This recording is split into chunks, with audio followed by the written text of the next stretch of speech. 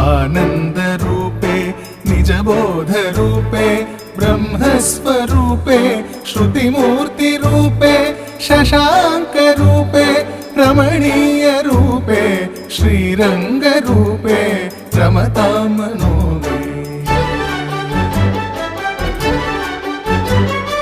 कावेरी तीरे करुणाविलोले मन्दारमूले धृतचारुकेले दैत्यान्तकाले अखिललोकलीले श्रीरङ्गलीले रमतां मनो मे।